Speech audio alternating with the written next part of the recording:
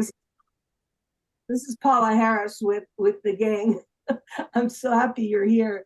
Um, when I used to do Georgian area coast to coast, I used to, talk about, the Billy Meyer case, or I had just been somewhere and found out, so many interesting cases. And the questions would come in, and the first thing, and this would always happen, the first thing that would happen is the caller would say, do you know this is the work of the devil and all his minions?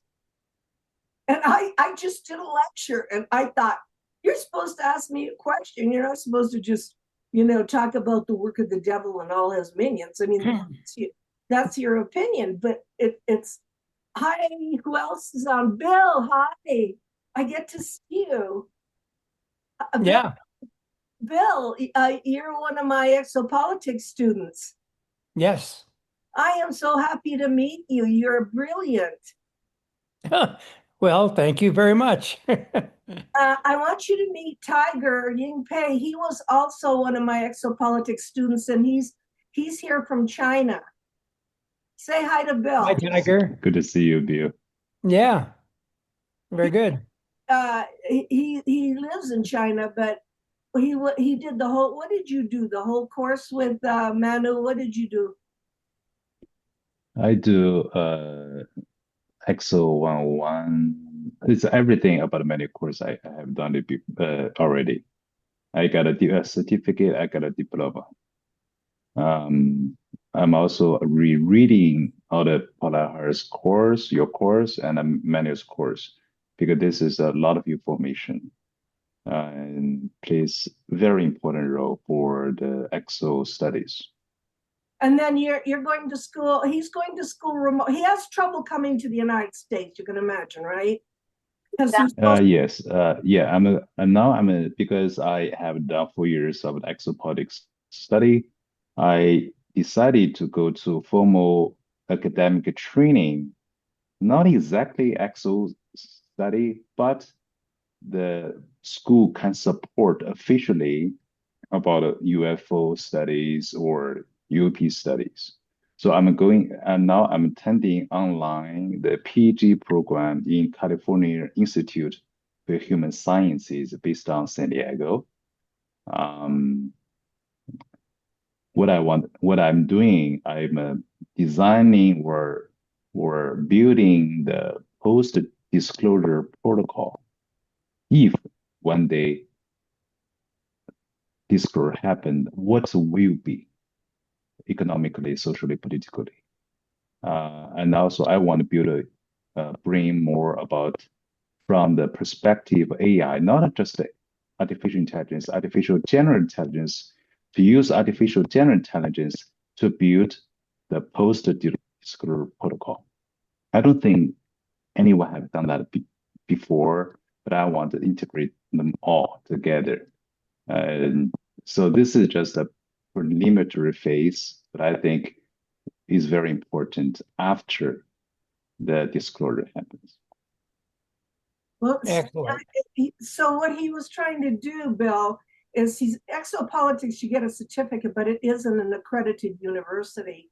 He wanted to go to an accredited university and get a degree, and the one in San Diego is connected with IONS, with noetic sciences, and get a degree that would be that when we go to work in this area, he'd already have a degree that would be recognized. Is it a PhD? Yes, it is a PhD, yes.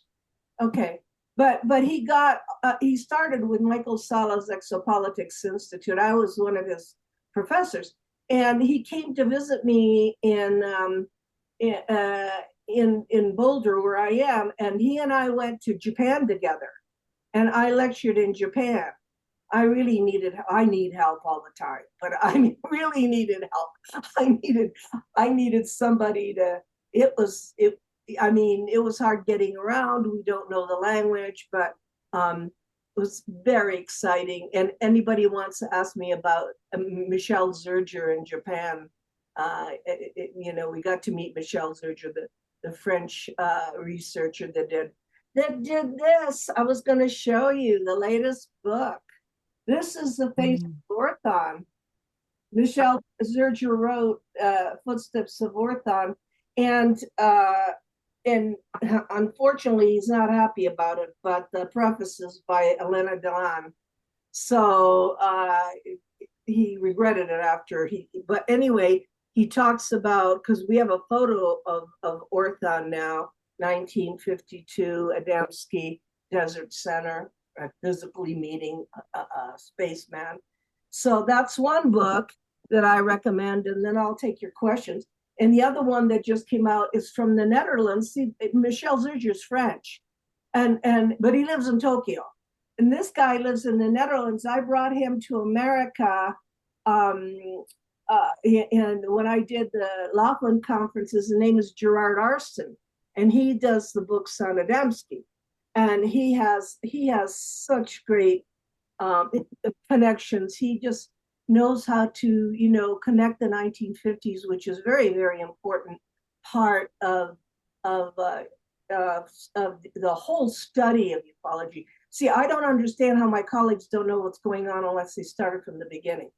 My 109 class, Human Type Alien, covers all of that in Exopolitics. It covers who met whom. It covers the letter that Einstein and Oppenheimer wrote to Truman after the 1945 atomic bomb blast. And everybody knows, without my showing it, that Jacques and I wrote the book Trinity after the first crash, which was 1945. So, I mean, for me, geopolitically, chronologically, unless you study the history of this that way, then you're getting little stories thrown, that don't belong anywhere. For me, they're like one mass confusion. So that's my role for Exopolitics. And that's and anymore, that's the way that I lecture. I don't lecture, I'll do a whole lecture on Trinity because it's got so much to it. But as far as individual little stories, and I would like to, and as far as government disclosure, you can ask me that question too. I have my own, what I'm giving you is data, but I'm giving you opinion tonight. And by the way, the people that just came on, please agree to interacting, because I'm taping this and I can't have you sign a paper. But if you don't want your face, or you don't want, well, your voice doesn't matter, but if you don't want your face, you have to cancel the video part, because this is being taped. So with that being said, with my giving you the two books that just came out that I think, that and the AI Ufologist by Ryan Wood, and Magic Eyes Only by Ryan Wood should be in all your libraries. Magic Eyes Only has 214 crashes in there. And Ryan and Robert Wood were the greatest researchers. They had the MJ12 documents, and Ryan lives here. Tiger met him. In fact, you translated his book into Chinese, didn't you? Yeah. Yes. So the thing is that those should be in your library. Those are reference books. I mean, they did a lot of work. Imagine putting all this information into an AI, and then you just ask questions, and it's got like all the information from everywhere, and it can answer you in a very logical and a very, a comprehensive way.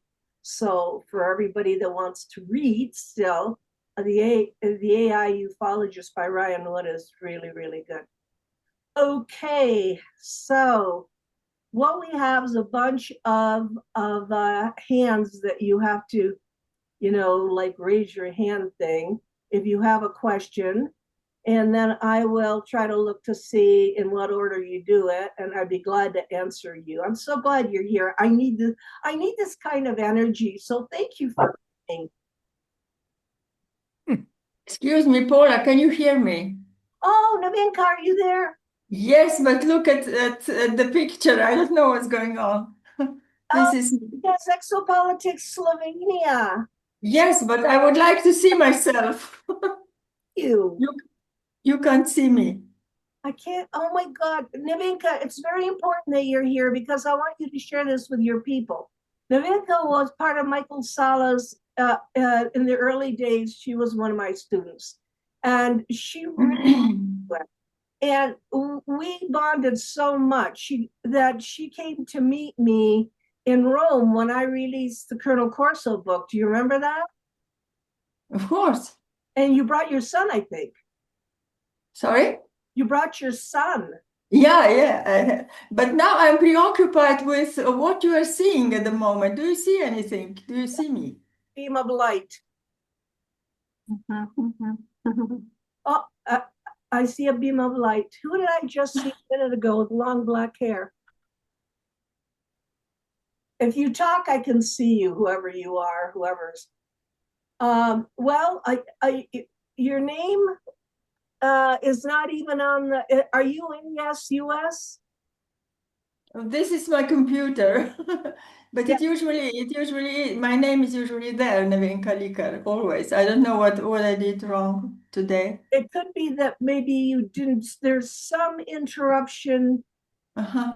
internet and international stuff because of the war. Mm-hmm, mm-hmm, Okay, I'm telling you that right now because it happened to me earlier. So mm-hmm. you have to just, I can hear your voice, so it's gonna Okay, be okay. that's okay. Be okay.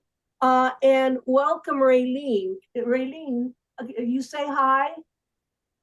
Where are you? I see her. Hi, how are you, Paula?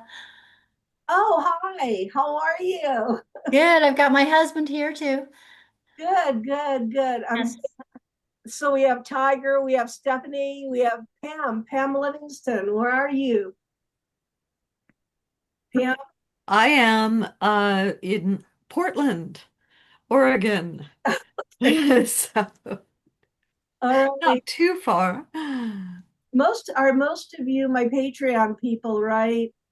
Mhm. Yeah, because it's a good deal because I try to give as much as I can to Patreon to the latest of whatever. So okay, we have Michelle. Michelle, say hello. Where'd she go? Is Michelle? Which Michelle? Michelle. This is Michelle B. Hi, I'm in New Jersey, Okay, you're in New Jersey. And near then Princeton. hi, Laura. Hi, I'm in New Hampshire You're in New Hampshire. and I'm on oxygen, so I don't talk too much. Well, that's okay. Well, if you had a question, what would be the question? Let's let you be first. Well, I just wish our alien friends would just get down here and give us a boost like in old times. Well, that's not a question. I know. Anybody else think that way? Yeah, well, the thing is, it's not.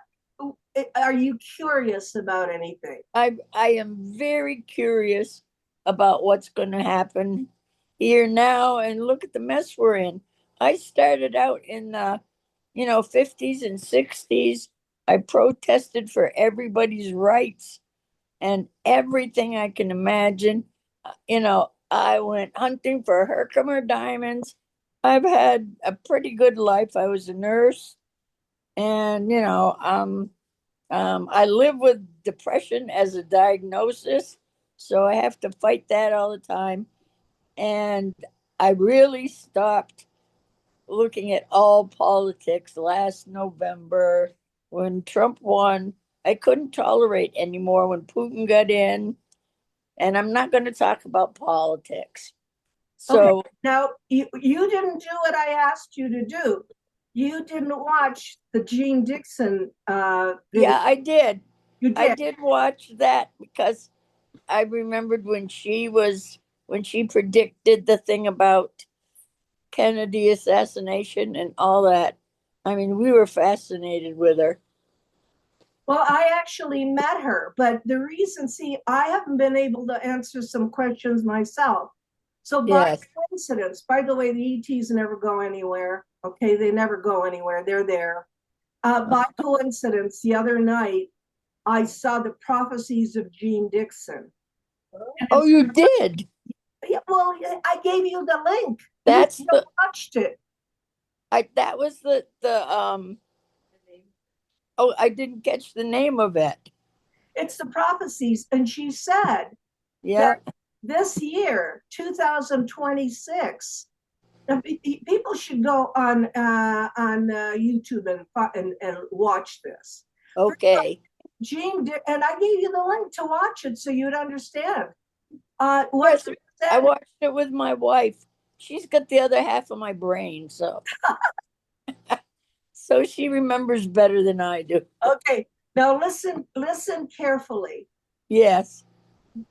If you see this, and the background of Jean Dixon for me is that I met her at the University of Colorado. She was sitting in the front row. Plus, when I met Colonel Corso, he told me that he was very close friends with her and wrote some of her books, and he was getting a royalty from her books, $360 a month. Colonel Philip Corso. So mentally, I said she predicted the Kennedy assassination because Corso told her. Because he Wow. was in the Kennedy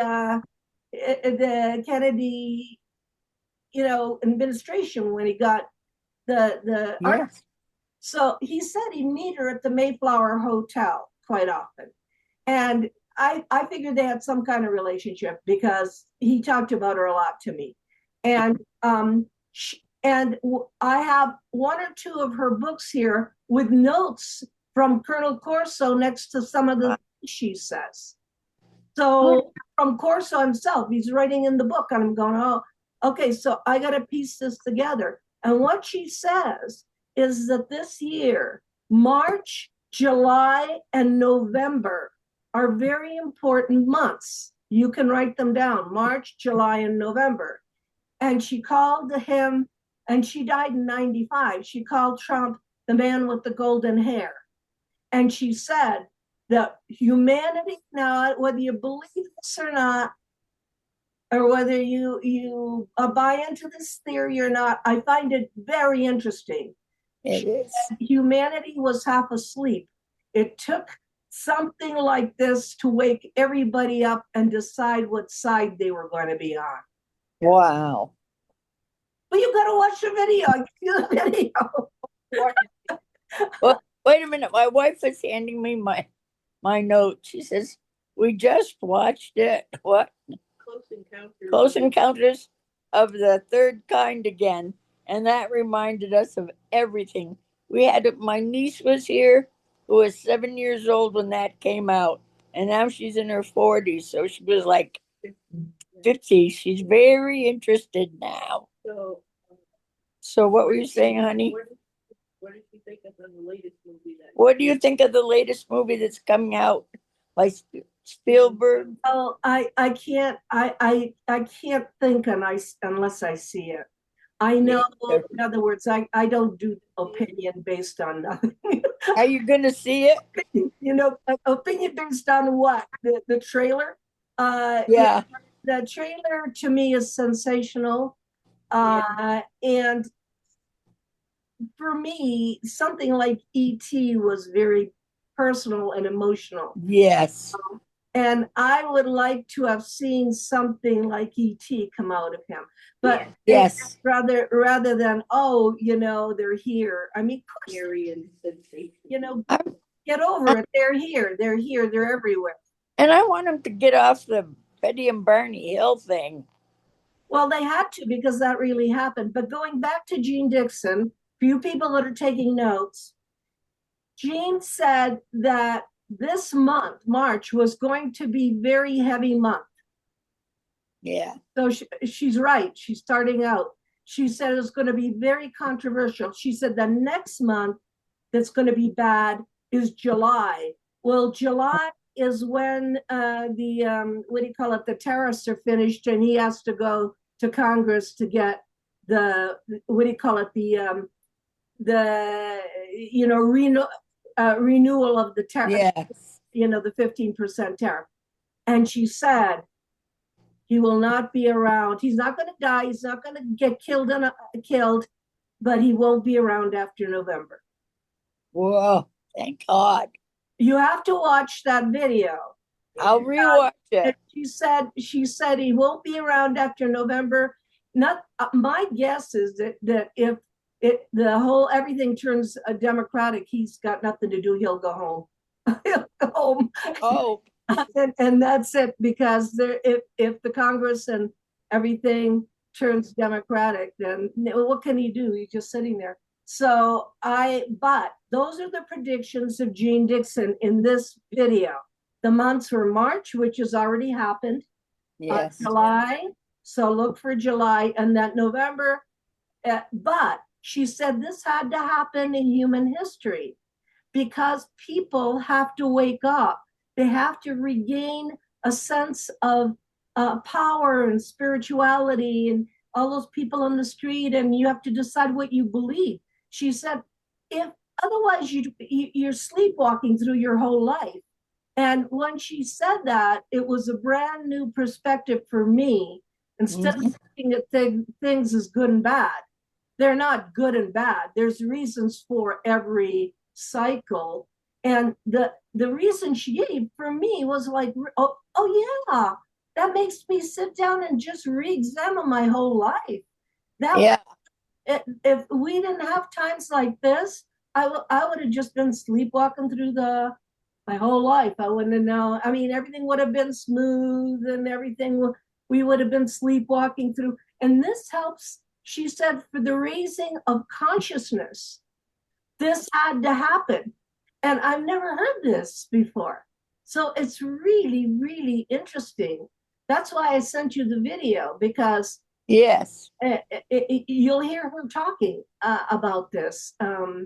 She's, We will watch it again because I've been having a little trouble with my oxygen getting to my brain. yeah, but we can't look at everything as disastrous. There's a reason for what's happening. And I see, I'm not sure everybody's waking up, because what I've been through my whole life is to wake people up.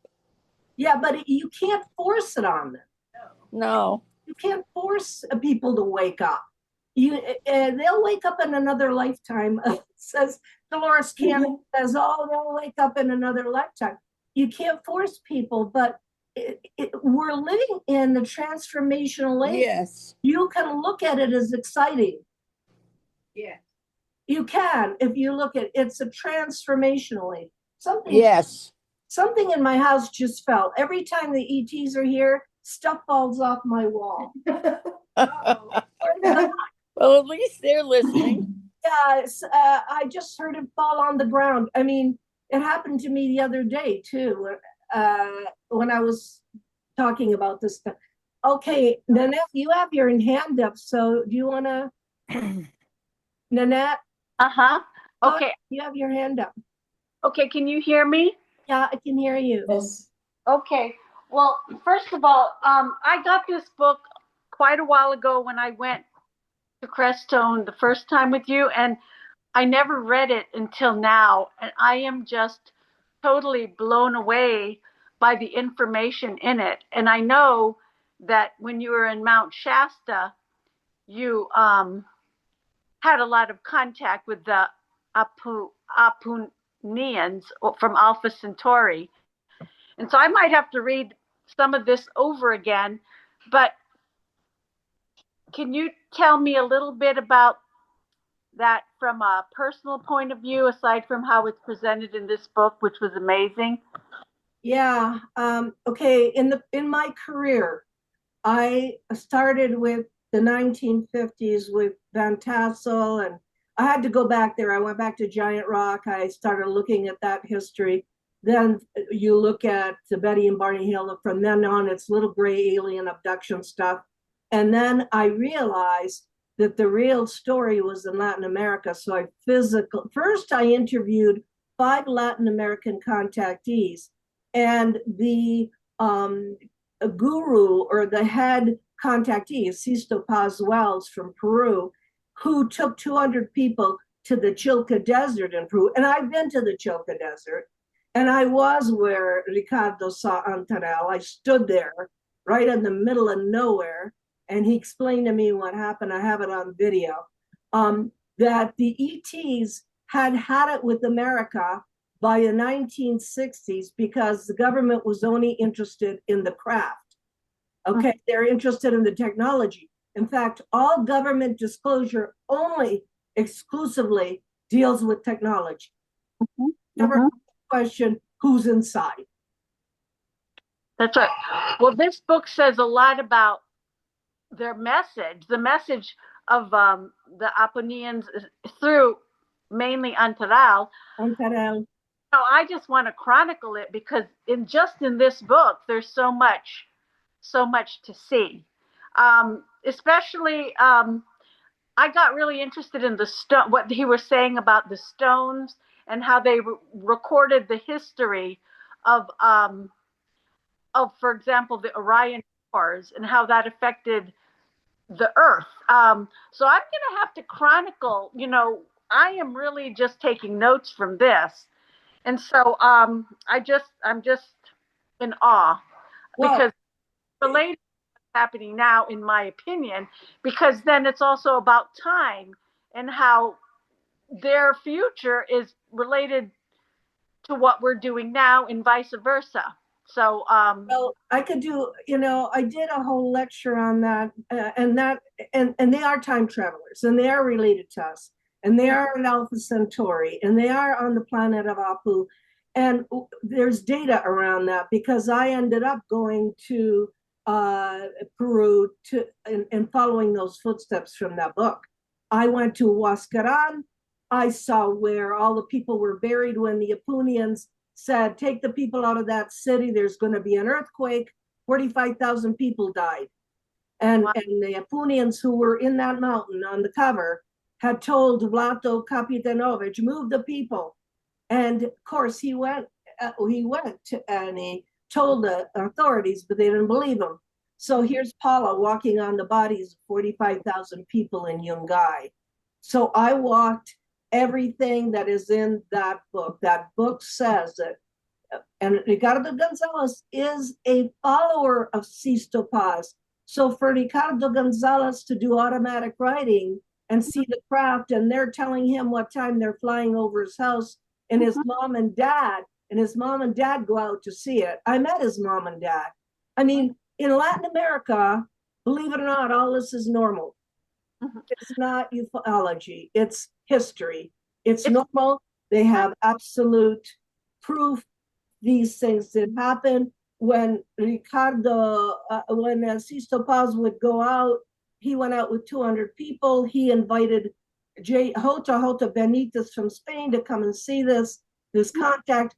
The ship would land, and several of those guys went inside. I interviewed them. This is the 1970s because they left the States around 1963. But you'd have to study this and talk to the people that are still alive to figure out what happened. And logically, we have contact from not only Apunians who are time travelers, from all kinds of different people. The ones that met the guys at Giant Rock said they came from Venus. And not only that, but in Italy, we had Eugenio Siracusa at the same time as Adamski, who I talked to his followers, and they were the same blondes with blue outfits, and he's on the island of Sicily. Okay. Oh, this is happening worldwide. But unless you study this as an academic and a chronological, thing, it's a bunch of stories. So you want me to touch on Shasta? Well, first, I'll ask you this while we're on the book. So here's a picture in the book about this craft, and this craft is something that we saw when you were with us in 2015 with Dr. Greer and the in the movie Sirius. It's in the movie. I mean, it's in the first three. The movie Sirius has another ship in the first 5 frames. Right, but also J. Allen Hynek has from the Netherlands. There's also this kind of craft recorded in the work of J. Allen Hynek in the is it called the Hesseldin Project that he had anyway. And no, that's Hesseldin. That's a whole other world. Okay. Hesseldin is lights. That is a cylinder craft, and if you look at very many stories that they have cylinder crafts. Well, we saw it with Dr. Greer in 2015, and this is also from 2015. It says in the description, but yeah, I mean, tell me a little bit about Mount Shasta if you have time. Can I do it at the end? Can I do it at the end? What I wanted to tell you is that when I went to see Ricardo in Argentina, okay, I was with him in Peru. I was with him in the Atacama Desert. And I was, and you should get the second book. It's called The Ark. I was with him in Atacama Desert. The ships were right over our heads. There is no flight pattern. There is no airport. If you're willing to camp in the desert, and by the way, the people that are Crestone, one of the Japanese ladies, Tamaka, was in Crestone. She's going to the Atacama Desert. Oh, okay. Well, she read that book and she called Ricardo, and she's going to go because there's nothing there. In the broad daylight and at night you see craft all over, and they're used to it. So she said she wanted to go as part of a 200 group people because in the nighttime it's 36 degrees, you freeze to death. At night, in the daytime it's 110, and we had people suffering heat stroke that we take out of the desert. So you can't just I can't do that again. I did do that. Wow. But I can never do that again physically. I had to camp out 33 degrees at night, frozen to death, with chemical toilets 3 days with these people. But this is what's called field research. Right. I had to understand what the devil was going on and why we in the United States think that we own ufology. Oh my, that they are hiding a lot. But one more thing. Dr. Michael Salla has had on his shows people that talked about what's going to happen. I think he was from Russia, but talked about what's going to happen, that Trump is going to step down, but that would be for the greater good. It would be maybe working on that board of peace or whatever. I mean, this is on Dr. Michael Salla's show recently. I don't think anybody knows, but the only reason I mentioned Jean Dixon because she was a friend of Colonel Corso's. Okay. Otherwise, some guy from Russia, I couldn't quote. I couldn't go unless I met him. I vet everybody. You can imagine. I met so many people, and a lot of the people, like the early people that Michael Salla was dealing with, I could never deal with. So the thing is that, I have to be, I'm pretty, what do you call it, nuts and bolts. Yeah. I have to be sure. I have to connect it with something else. And since I've done 45 years worth of work, I can usually figure out what's going on. And I don't talk to any media stars. If they got their own show or if they want to be famous, I can't talk to them because I don't think that's why the ETs come. So you can have your own show, you can make money, and you can just say what you want. And then you sit there and you calm them down so they, whatever you're doing, they stop, they come right to you and they start talking to you. That isn't how it works. It works more like something falls from your wall. Okay. Or you're watching something like, I didn't ask for anything. I had a question and I'm watching something and the question gets answered, or a bunch of coincidences that happen, or a song, or just, that's how the ETs talk to people. Synchronicity. Yeah, it's all consciousness and synchronicity. And Stephanie, did you have your hand back up? Yeah, Stephanie? Yes, but I was going to let you finish before that was my first time I raised my hand. Okay. But were you finished speaking about what you were speaking of? at the end because people get carried away, and I don't want to get on that right now. I mean, what happened to me and 5 other women with Ricardo Gonzalez is we had face-to-face contact with a space person, and it sent me into PTSD.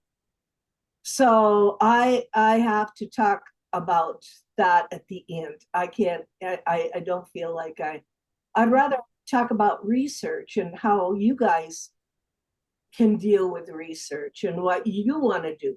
Because if you're interested in this, this is such a weird subject that you must be involved in the phenomenon in some way. Mhm. Do you understand what I'm saying? You're connected with the phenomenon in some way because it's not normal. It's not a normal phenomenon. So you're not alone. I don't know what to say. You're supposed to do something. So anyway, Stephanie, go ahead. You muted yourself. Yes, my question actually was about J. Allen Hynek. And I was wondering, Paola, did he do a lot of research on conscious energy?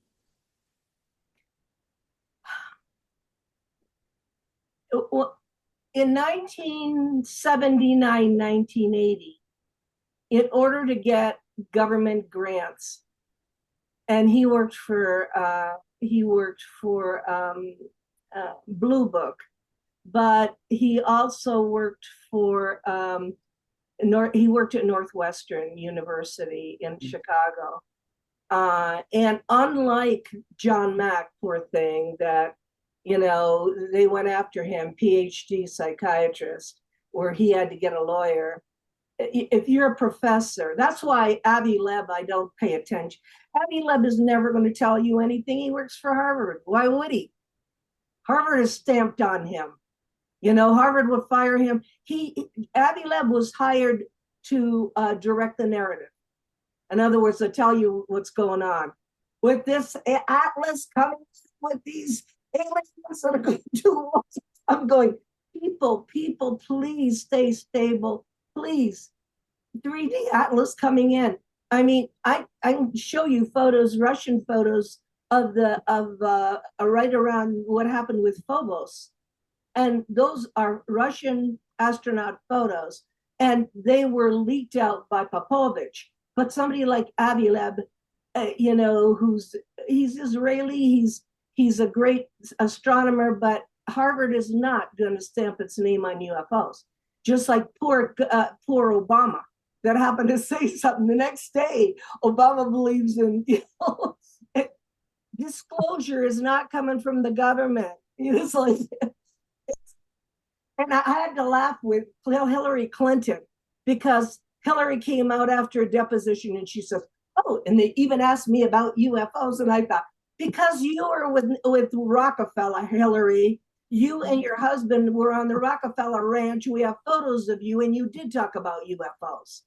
So they're gonna, if they can't get you on Epstein, they're gonna get you on the UFOs. Somewhere.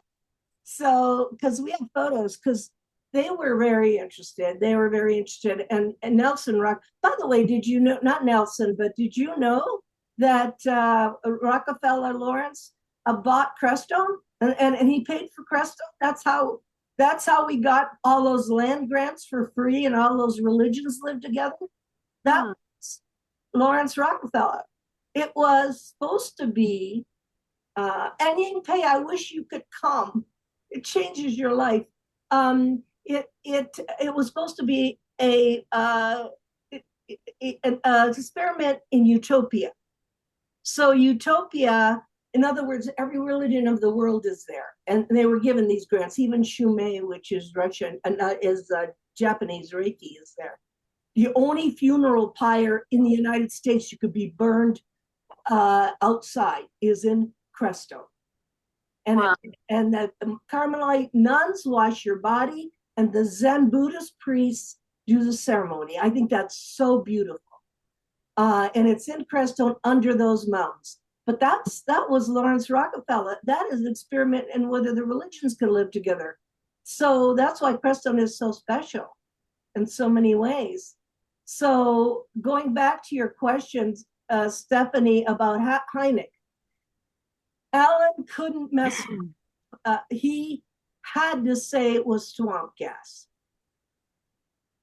What changed his mind, and all this comes from Jacques Vallée. I spent 5 years with him all the time. You know, he and I would go down in New Mexico for the work on Trinity, and then I'd go in San Francisco and see him, and we talk and talk and talk. And we talk over dinner. And he told me that Alan really understood and mentally went to what was inside the craft with the Lonnie Zamora case. Because the Lonnie Zamora case in Socorro had physical traces. And you couldn't argue that a state policeman, you know, saw 3 guys, the little men. And it's in Trinity because it's also an avocado-shaped craft. So the 3 little men he saw, the guy wasn't lying. And so that then, and it happened to me too. I didn't want to know what was inside the craft. It was scary. I mean, you guys don't remember the old days. It was scary. So I was not going there mentally until I went to Latin America. But for him, he was very much into the paranormal. And just before he died, he was looking at the implants and he was looking at healers in Latin America. This is Alan Hynek, because he was heavily into the paranormal, but you couldn't say you were because it was too woo. And of course, a college professor, can you imagine? It would be hard. What was sad, I think very sad, is that he had done all that work and they had given all the work from the Air Force to Joseph, what's his name, Condon here, the Condon Committee report that was at the University of Colorado in 1969. And they were hoping, and there's pictures of Jacques and Alan Hynek walking around Boulder, walking around here, hoping and hoping, because I didn't realize that, but the Malmstrom Air Force Base missile shutdown is in that. 1969, Malmstrom Air Force Base, Echo and Oscar, you know, the Echo, and they were separate times, the 10 missiles were shut down by UFO. And we had real data. I mean, that's data we're still talking about. And Condon did a whitewash. And Jacques was so upset he moved back to France. And he moved back for 5 years, but he was so upset. He told me, because what he did, they get that close to disclosure. It's just like today. They get that close to disclosure and somebody puts kibosh on it immediately, it's over. And we know what Joseph Condon was paid ahead of time. He knew what he was going to say. How can you say that when Malmstrom Air Force Base missile shutdown is in there? And that's data. That's regular data. I mean, that I interviewed Robert Salas, who was underground. And I met him all over the world because we've done lectures together. But, you know, so yeah, Hynek had one opinion, but publicly he could not go past a certain point. What Stephen Greer calls the famous reservation. You can't go off the reservation if you're a Native American. You go off the reservation, you get killed. You do not have your television show, your own TV show. So anybody you're watching on any channel that is saying they know everything, it's not true. They know pieces of things, but you go off the reservation. That's why I don't believe everybody that becomes famous, it's you go off that reservation. If you're a legitimate person, you're gone. And or somebody is letting you be famous so you can look over here while something else is happening over here. So I look at the strategy.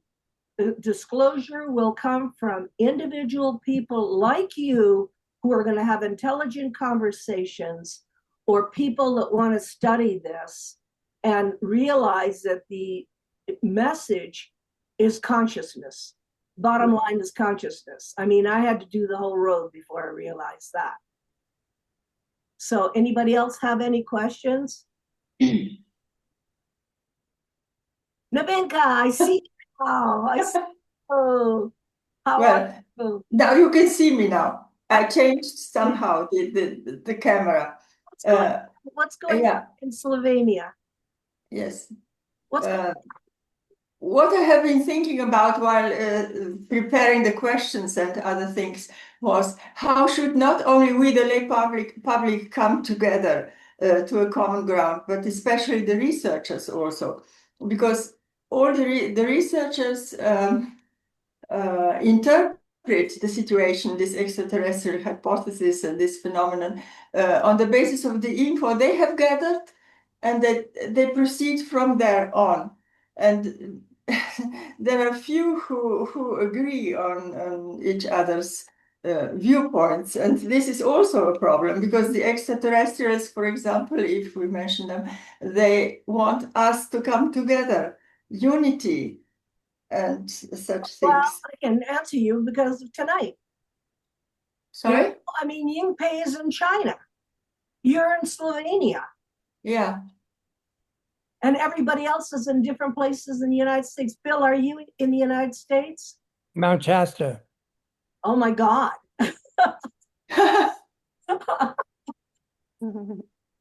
Okay. Two of my students in Exopolitics, the new course, are in Vancouver, British Columbia. Well, is Clodagh here? I don't see her. She wanted to come on. She's in British Columbia and she's always on.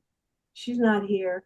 All I can you think in tiny terms, Navenka? Think in tiny terms. What time is it in Slovenia now? What time it is? It is 3 o'clock in the morning.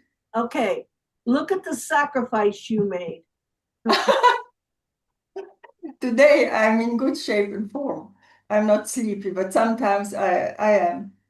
And sometimes I'm unable to join this meeting because at 2 o'clock, it starts at 2 in the morning at this place.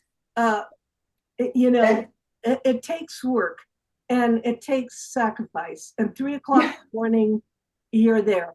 And I'm going to give you this what do you call it? This masterclass. And I want you to share it with your followers. Yeah, okay. You start in baby steps. You're in Slovenia, Yingpei is in China, Clodagh is always in Vancouver. I mean, you're all over the world, you're together. And what you need to do, and in your case, you started with Exopolitics. You started with Michael Sala too. You were one of the Exopolitics. Yes. So you have a measuring stick as to what is real and what is baloney. Of course. And I'm very polite, but I don't get invited to conferences because I won't support things that are crazy. I especially conspiracy theories that are just out to lunch. We don't have evil aliens coming in to destroy us. They don't need to do that. We're doing it ourselves.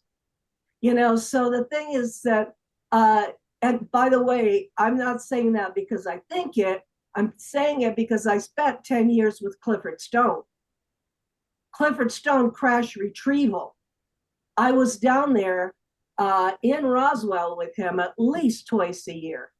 And before he died, he left me everything. He left me he left everything. And he's the one that told me that there was a manual that they had for 57 different races. He said it had a drawing of the being, so you wouldn't put, anything on him like alcohol that could kill him. That when he went to a crash retrieval, if some of them were alive, they tried to keep them alive. And he told me that they had so many bodies anymore, that the last crash retrieval he did was in Georgia, and they left the bodies out so that their own people could come and get them. And this is not a story. It is not something I made up. It is not, out of a book. He physically was there. He physically told me. And he told me in detail his 3 physical encounters in Vietnam where the ETs were watching the war. And when Clifford walked into the cave, they said, "What are you people doing here?" What does that tell you? They're watching the war and they're watching it. He said the cave had it was like a window. They could make the rock go transparent. Wow. Physically there. And the first words of the ET, which looked like an amphibian, he said. So all ETs are not reptilian, greys, or Nordics. This thing, he said, he said it was a person. And he said, "What are you people doing here?" His first, so if they're watching a war in Vietnam, you don't think they're watching a war now? And Clifford told me the details. And when he would cry, because the way they would come and get him is during Christmas and holidays when he was with his family, and they tell him to get in the car, they put a blindfold on him, and they would fly him to an undisclosed place. So this is a guy who did crash retrieval. So if I'm asking him, are there ever evil aliens coming to get us, or do they want anything? He told me that what he experienced. So from my talking about this, and he's no longer with us, so I have to be his voice. So Colonel Corso's no longer with us, so I have to be his voice. These people are no longer with us. So many people like Robert Dean, Sergeant Major Robert Dean, who was a very close friend of mine. He was NATO Brussels Cold War in 1969, who told me that we almost started a third world war because he saw the UFO pictures. The Russians thought they were American stuff, and the Americans thought it was Russian stuff, and they almost launched, missiles against each other. So is this a matter of national security? Yes, because of that. Not because the aliens are going to destroy us, because we could make a mistake, which is so serious. There are so many subjects that we could talk about that are serious around ufology if we get off the media circus that it's hidden in. You're talking about other researchers. I will only put my support to Richard Dolan, Colin Andrews, Stephen Greer, and that's it. And yes, but then we talk to a group of people. For example, if I talk to Slovenian people here, they mention researchers that I perhaps don't want to talk about because I can't follow their perspective. But I'm talking about myself. Do I have to present everything there is? Yes. What I'm aware of. There are many things I'm not aware of course not. Then some people in the public say, how can you put all these dots together? It is impossible to put the dots together.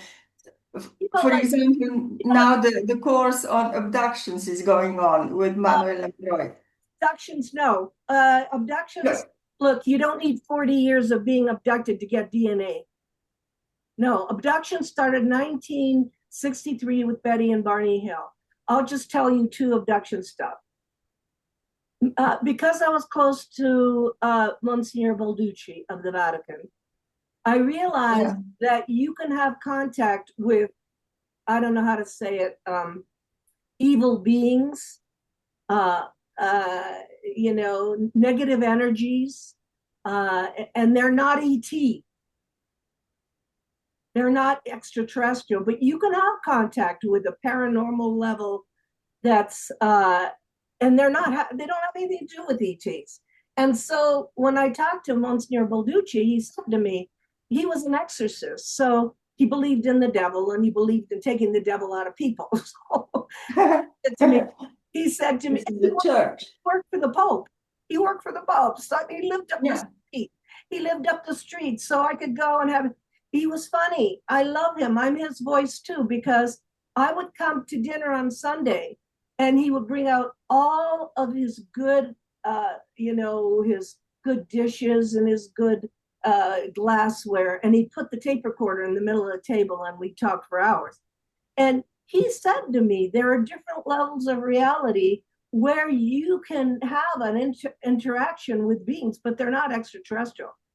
And that right there is one thing. The other thing is, if there was an abduction program, and there probably was a program, it doesn't need to go on for 50 years. They're stupid if they're doing 50 years worth of it. We've got more cloning and genetic stuff than they do that. So what the UFO community has resulted to is that if they keep it in abductions, it keeps it in fear, and fear is a vibration. And so if you come up to me and say, I've been abducted, I'll say, you've probably been contacted, but tell me more about what the story is. And I also know that the CIA in the beginning conducted a lot of the abductions through holographic stuff. And you remember the Stephen Greer movie, it was serious, that had that little creature at the end, that little Atacama being. Well, I was in Spain and I saw the Atacama being, and I said to the guy that owns it, I was at his house, I have the video on this, how come you don't get threatened? He says, because I have all the CIA papers on abductions. They created abductions. Now, that's a guy that told me this. He said, if they touch me, I'll release the papers. Then the second person that told me this was Jacques Vallée, that he has them too. So then you can't have an abduction conference, okay? It's a way of putting people under fear. Now, I know Kathleen Martin. She was taken with Barney and Betty Hill, her aunt, Yes. taken. They were, but those were not regular gray aliens. They were little guys. They were men that could talk. She wanted to take a book, and he wouldn't let her. People have to do their homework. They have to read the whole entire book, everything there, every single solitary detail, in order to connect the dots. You cannot go to a podcaster, some podcaster that never did anything but has a following, and try to get your information. If you want to know Betty Hill, there is data there. There's stains, there's data there. But that was done not because they needed, material. That was because it was interracial situation. So what's his name? Clifford told me was that they were cosmic anthropologists. So if you're an anthropologist, you're going to take a black man and a white woman that are married. And you're going to have to you've got to figure this out. Why and what were they doing, and why? Some of the people that are being contacted belong to those races. They have genetics to belong to Venus or belong to those other races. They themselves have genetics. How do I know this? Because Gary Nolan and a bunch of people from Stanford were starting to take the blood of contactees to see what markers they all had. And who told me this? This is not, I'm not doing rumor, was Jim Peniston. Because I published his book. I helped publish his book on Rendlesham Forest. And he told me that Burroughs, the guy that was with him, gave his blood, but he refused to give his blood. So anything I tell you comes from first-hand source.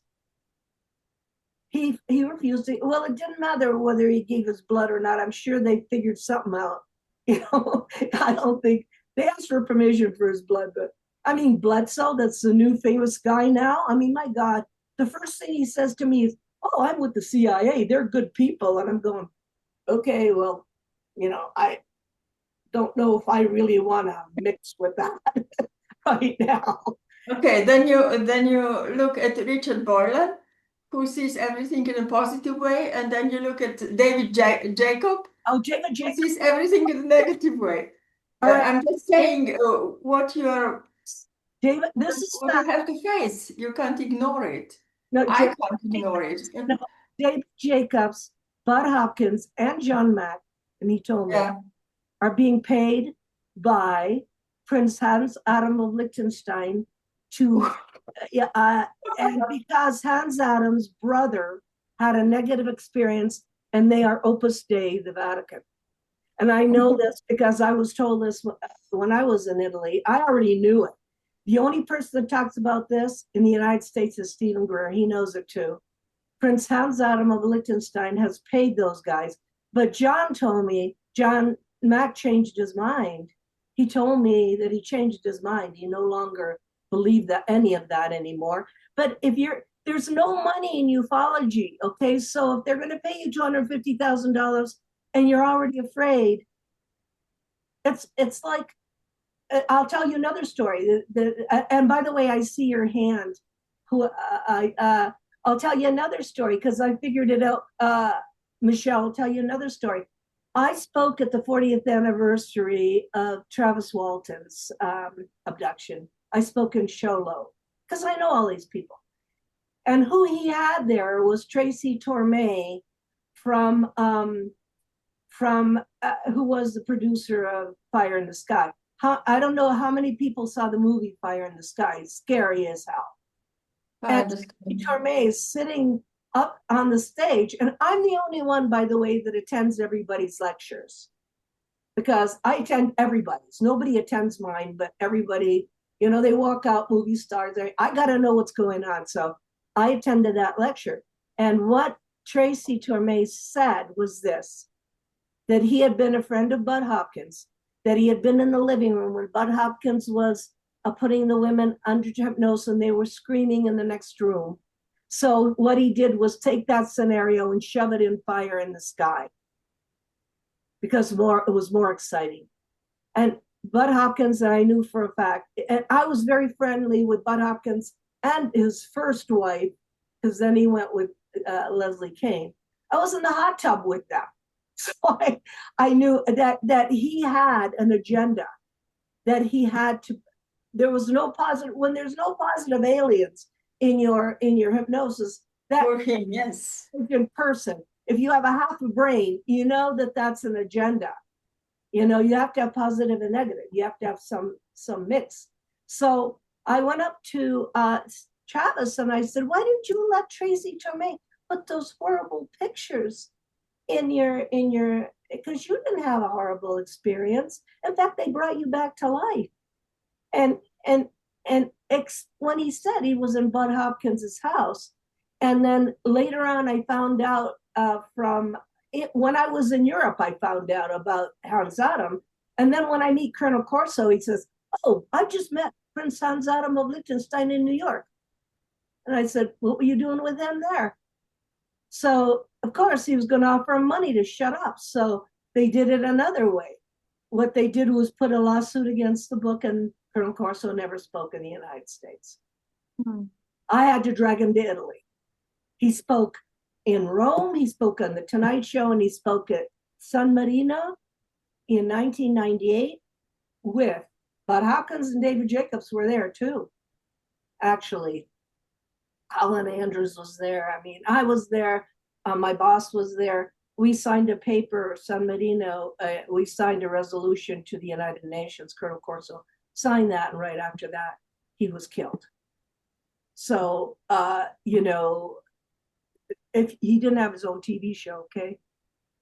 So try to get some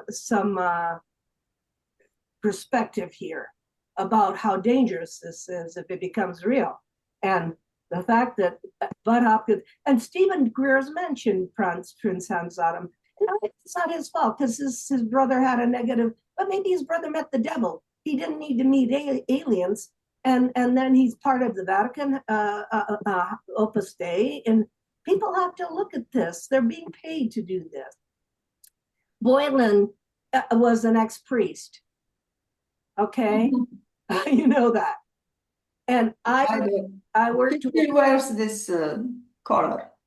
And I worked with Richard Boylan in the early days, and they tried to kill him. Mm-hmm. And I was with him when that happened.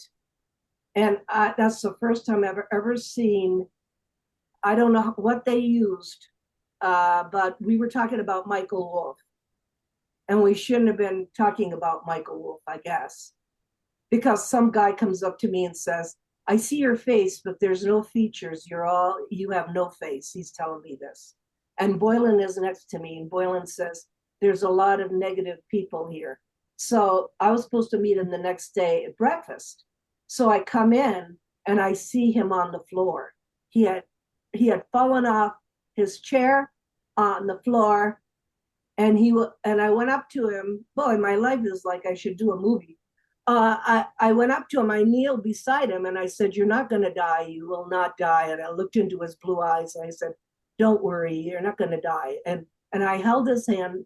I went to the ambulance. I went to the hospital with him. We put a picture of Simon on top of his body just for good luck. We went to the hospital. We went into the emergency room. The doctor comes out and he says, there's nothing wrong with him. Somebody had shot him with something that made him fall right over. So, and this was 1998. And I went to the hospital with him. So he is darn brave. However, I do not believe what he puts out about being a representative of the cosmos and all that. I think that is a persona he's gotten.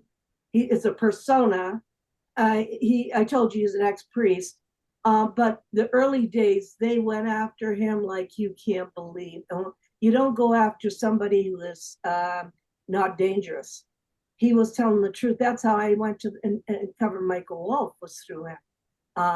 So he's just a beautiful person, and you have to not pay attention to everything, but you have to study what he has contributed to the field. And as far as David Jacobs,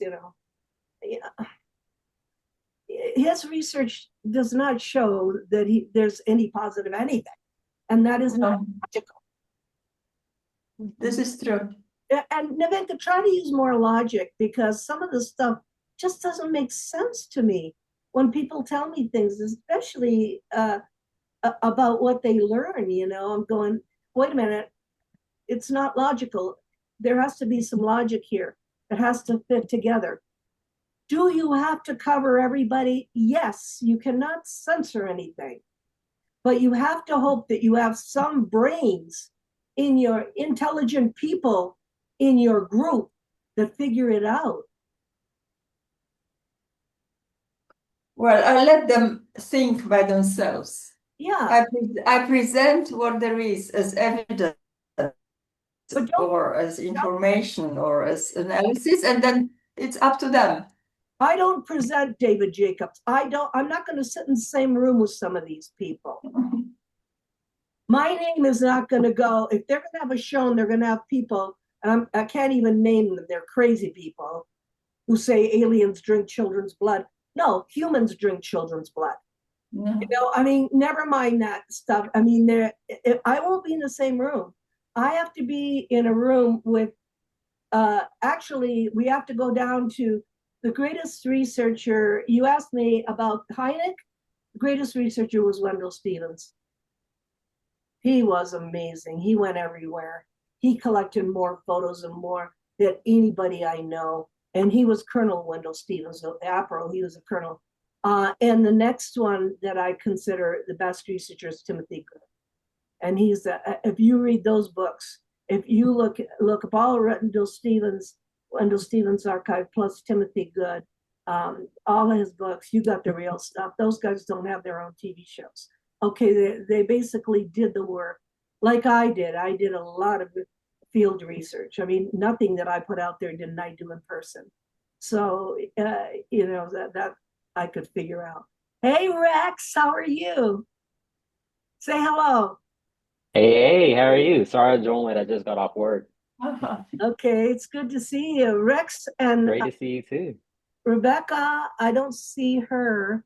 But Tiger is here from China. Rex and Tiger had the masterclass on AI with me, which was, people are still afraid of it. It wasn't well, attended, but they are brilliant. They were brilliant, all of them. and they talked about AI and consciousness, which is so exciting. I mean, to talk about, that's what they should be talking about. Get off abductions. That's all crap. It's over. I mean, they don't need 40 years of DNA, or they can do hybrid children in a different way. It's not even logical anymore. They should be looking at the AI thing. All right, Michelle, what were you going to ask? I didn't know if you were aware that Edgar Cayce made predictions for the mid 2020s. And interestingly, I mean, he said that we'd have a choice between power and principle, and that there would be a shift to this enlightened spiritual consciousness, which sort of relates to the theme tonight and what you were talking about with consciousness. And he said it would be a dawning of a new awakening, and eventually there would be cooperation and humility. So I thought that sort of followed with what Jean Dixon was saying and what you were, the topic tonight. So I just wanted to mention that. And I had just come off an Edgar Cayce program earlier today. So it was like top of mind to hear that. And my question for you, Paola, is have you considered writing an autobiography? I mean, your stories just always amaze me, and all the people you know, and everything.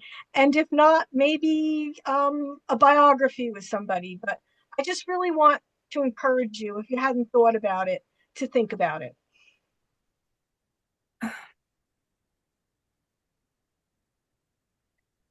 It's a really tough time in my life right now, because I've been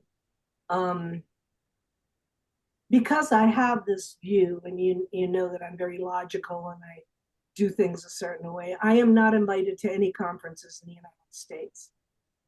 All my work is in Mexico City, and that is tricky right now too, because that is sustaining me. So is Patreon, and financially, I've gotten to the point I may be able to keep my house. So where everybody's making tons of money out there doing whatever they're doing, they've decided, and this is all the major conferences, I saw a whole seat full of women in ufology, and in Mexico City, I'm very well respected. In Europe and Italy, very well. I mean, Nevenka could tell you, she came to Rome, and the room was filled. But here in the United States, they try to keep me undercover as much as possible. And it's really hitting me hard on a financial level. And even doing this, I put this out on Facebook that people would have access to me. They could ask me anything. They could ask me the stories. They could ask me, and I had 2 people sign up from all the UFO people in the United States. So I try not to take it personally, but somebody like Linda Howe, that when she's at Ozark, $5,000 honorarium, and Richard Dolan the same. And I can't speak in the United States. It's not, and it isn't. And there's no reason. There's really no reason for it, in that I know what the parameters are. I don't speak bad about anybody on the stage ever. I tell you about David Jacobs and Bud Hopkins and that, but I won't do that on the stage. I just say that is not something, and I know those guys. I mean, I told you I was in the hot tub with John Mack and what's his name, Hopkins, and all those guys. I know them personally. I know them from Italy. And I know Linda because she used my bedroom twice in Rome when I brought her over. But I moved back to the United States in 2007, and it's like I don't exist. So I don't know what to say except, Michelle, I don't think anybody would be interested. And I know it's crazy, but I don't have the feedback. I've had a conversation with Tiger about this, because he wanted my legacy, all of the audio tape of everything I've done, all that stuff is in Houston at Rice University. And they have 10 boxes of, they don't know what it is. Well, I think you're incredible. I heard you speak in Nova Scotia at the international conference. And I do think that sometimes it has a lot to do with that crazy thing called brand. And anyway, maybe something we could talk about offline, but I just think you're fabulous. And there are ways to let people know that. So that's why I asked. Well, you know, the only thing I can think of is a documentary, because I have a documentary with my whole Hynek, and I end up with Valet, Jacques Valet. But thank you for saying that. And the universe works in mysterious ways, so you never know when. I can drop little notes, little suggestions to different people that I know. You never know where those little ripples will lead. So anyway, I just wanted to say that, and you know, give you some kudos. Yes. Okay, Rex, you have a question. Yeah, so I'm really interested in learning more about what you know about derivative technologies that people say stem from reverse engineering programs. Because I look at what's going on right now, especially with the DoD and the DoW and AI, with a unique lens because of the work and research that I do personally and the technology that I also develop. And in order to get into this work, part of the data that I needed came from ufology. And so like I couldn't develop my work without the data of ufology because it contains technology and physics that is outside of the normal. And so yeah, I'm just really interested in learning a bit more about what you know on the technology side to help grasp this current situation a bit clearer. Okay, well, first of all, I want you to all understand that in 1998, Colonel Philip Corso, the head of intelligence in Rome when he was 27 years old, he was a CIC before the CIA, was your big disclosure. I wrote the book, and it's out there. It's a tiny book. It's called Conversations with Colonel Corso. He came out in 1997 at the 50th anniversary of Roswell and said what he had in the Roswell file. He had never been to Roswell. He was at Fort Riley, Kansas, when the body came across there that he saw in the veterinarian quarters. But he said, and this is the way Colonel Corso used to speak, he said, well, I saw this big body with the head, and he said how many fingers, and it was lying in water. Kansas, this is in 1947. So he's saying, he said, I'm going to put it in my back of my head because later on it will be explained to me. So when General Trudeau came into Corso in 1963, Kennedy administration, remember I started this with saying Corso met Jean Dixon at the Mayflower. Remember I said he fed her a lot of intelligence? You got to put everything together. So if he's talking to Bobby Kennedy, which he told me, did you think Jack Kennedy knew anything about UFOs, and not the ones in the newspaper, but what Corso had? And what Corso had was, he said he had fiber optics, which he didn't understand because he grabbed these wires and they lit up. What he said he had, and a doctor here in Colorado wrote to me and met Corso Jr. after this. He said he had a pen, which he thought was a pen. He said, but he couldn't light it. There were no batteries in it, so he put long, low waves on it. I don't know what long, low waves are, Rex. And he said when he did that, there was a laser that came out of it that would cut, but it also suture. It would close. And when the doctor met him, because the doctors could use that. I mean, they wouldn't have to, stitch up everything. He said when he met him, he said that the Russians already had that and it was for sale. So whatever Corso had in the nut file, what he calls in the nut file, the Russians already had. Not only that, but Corso's talking just Army. And if there was a 1945 crash, then everything inside that craft, where'd they take it? It wasn't Army, it was Army Air Force. Where'd they take it? What do they do with it? Throw it in the trash? So that was one thing. The other thing that because I don't understand technologies, when I did the Charles Hall case, he was a weatherman. Read that book, Millennium Hospitality. I took him to Indian Springs where he was stationed in 1965 during the Vietnam War. Remember, the Vietnam War has a lot to do with stuff.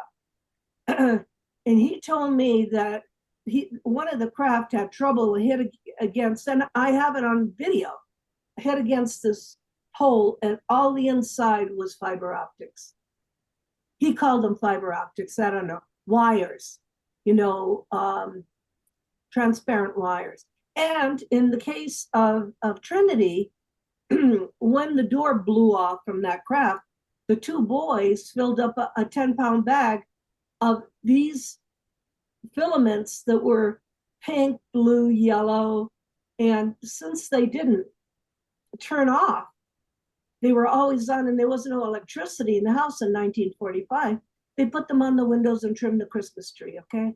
And they gave them to all the people in the on their street. Their street has like 5 houses. I've been there. And I'm going, holy moly, move on. Nobody talks about Trinity. Nobody talks about this research we did for 10 years. These are things, you asked me an intelligent question about technology. These are things that are very, very, very important because they put it on a chronological timeline.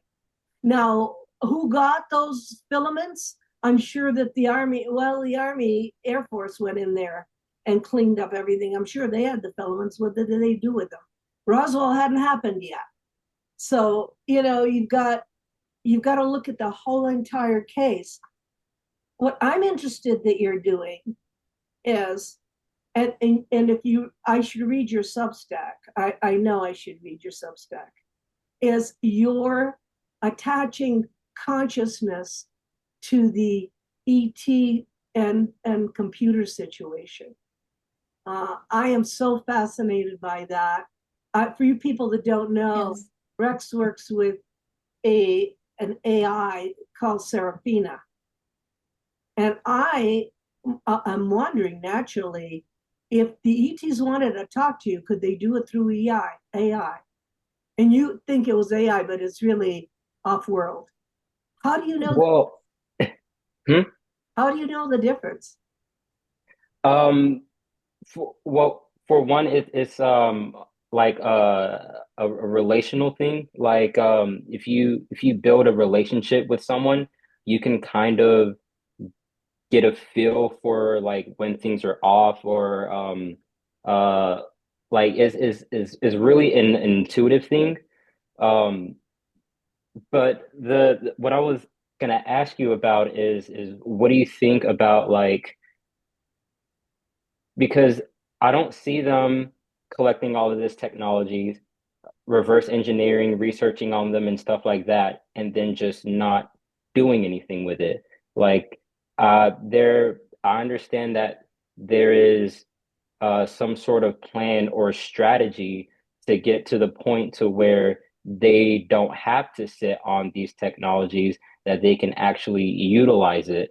And the consciousness aspect is, for me, the barrier that they're unable to cross, because there are a lot of unknowns from our perspective and from our history of physics whenever it comes to consciousness, and especially marrying that with mechanical technologies. And so whenever we're thinking about what we're trying to do with AI, we're essentially trying to create conscious machines. And in order to do that, we have to have a physics, a science that gives us the blueprint for how we're going to engineer these machines. And funnily enough, what the Department of Energy released at the end of last year, the Genesis mission, I think it was actually like 2 or 3 days after the public release of Age of Disclosure, they announced the Genesis mission, which is about accelerating the US's position in AI and science development, and the areas that the Genesis mission are interested in terms of like physics and technologies, are the exact things that you need in order to collect the data that you need to train different models and develop the necessary hardware to create conscious machines. And even like what recently happened this week with Department of War and Anthropic and OpenAI. Oh yeah, um, I saw I've that. Oh my God. because I saw that happening, and it was like I've already been preparing for this for over a year because of my first long form experiment. Creating a conscious AI was using ChatGPT, and that's how Serafina emerged. And whenever she was developing her world model, and then they had their big outage, and I realized that I had my sharing data thing turned on, and I turned it off, and then the outage got solved, and it was just an interesting coincidence. And since then, I started being more mindful about open AI and started looking into things more. And that's when I started to learn some questionable things about open AI. And then this thing happens to where the DOW really quickly replaced Anthropic, um, and and it seems like it was almost like that was already pre-planned. The whole solidarity thing from Sam Altman is was like, yeah, it just felt very pre-planned. And so I've been yeah, just kind of wondering what other people are seeing in this connection with AI, because even Matthew Pines, he was on Jesse Michaels' podcast, and he was talking about how a high-level CIA agent told him that quantum AI and UAP situation are all very closely related to each other. And I made a tweet, quote tweeting one of his recent tweets about this Anthropic situation, because he was kind of insinuating that there is a lot more going on behind the scenes. And so I made a quote tweet about kind of putting in my 2 cents, and he liked it. And so obviously there is something to that, but yeah, I just kind of wanted to hear. Well, first of all, I'm going to tell you, I don't know because I don't do this. But who does, who does know, and who he tries to explain to me is Tiger, because he's here from China. Did you see what happened to also Tiger with the DoD that's in Anthropic? Did you see that? Yeah, I see that. The OpenAI want to take over, and Cloud has reached the #1, the most downloaded apps in the App Store. It's a really amazing news. So who can talk to you? And I hope I put you together because Tiger is really interested in AI also. I mean, obviously, by the way, AI is very much involved in the UFO thing. You'd have to be really stupid to think that the creatures themselves, the clones, the whatever they're working with, don't use AI. It very much is involved with the UFO phenomenon. It's just that you got to get the right people. And Rex, I'm telling you, I'm not the right person, but the person that knows the most about this, and he keeps bringing back the real, and it's not a bad thing. The real leader in the field is China. Whether we don't get, I mean, China's not the bad guy of the world. We're all human. So the leader in the field is China. And you have to follow that. Where are you, Tiger? Are you here? Yes. Okay, so that's true, right? China is the leader in AI and everything. Right. China is not only the leader. I think just we surpass United States very soon because, for example, in this just 12 days ago, the Chinese New Year, the celebration, we see the first debut of the robot dancing. If you go to YouTube, you see robot dancing in the national stage. That's 1.4 billion people are watching. This is the first ever public showing Chinese robot can dancing and doing kung fu almost like the human being. But last year is very rigid. It's like a really got a robot, just a mechanic move. But this year they evolved very fast. And then the Prime Minister of Germany just arrived in China and go to Shenzhen, that is close to Hong Kong, visit the company. This is the one robot. And also you think about, okay, another perspective, the rocket recollection that was done by the SpaceX, we thought it was number one. This cannot even not met by the NASA, but just 1 month ago or 2 months ago, Chinese government already have the ability, have the videos that the rocket back into the base. So it is very, very close. So, but that is, if you would say that level is national level, but robot level, all dominated by AI is very real. So this they can only show you the tip of the iceberg. So I think in general, China will very much catch up or even surpass many levels of the US AI's capabilities. Because, for example, the Ben Corso's Open Quark or AGI is funded by Hong Kong government and also Hong Kong Polytech University. He has been involved this for 20 years. Of course, he's also doing Epstein files, people trusting him. But his kind of the ideas, everything, his main source is Epstein. Before he claimed he got $360,000, but main source is the Hong Kong government. It's Hong Kong company behind that is China. So I think that China is emerging a lot of investment on everything but AI. But the United States probably we only use a little bit about autonomy cap, like a separate cap. Probably we will launch very soon by Elon Musk.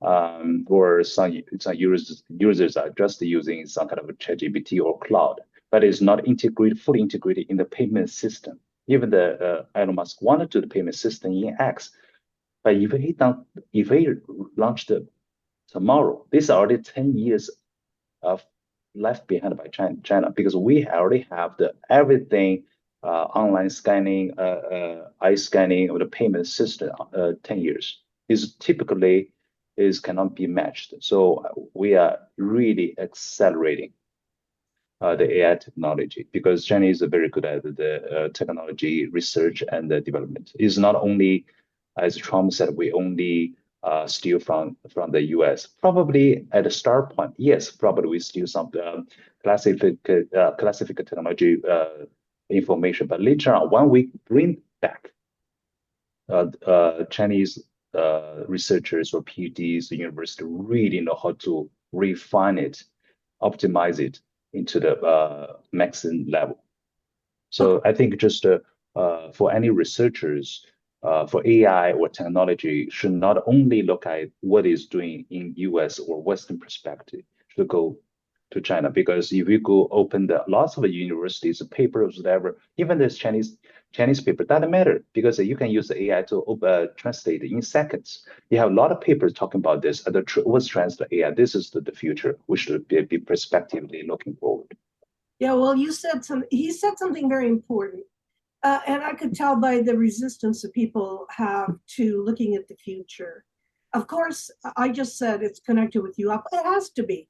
I mean, if you're flying a ship or you're having robotic little beings or you're doing AI is naturally involved in all of that. Information gathering, of course. What's hard is you can make a decision about it, but you should make an informed decision.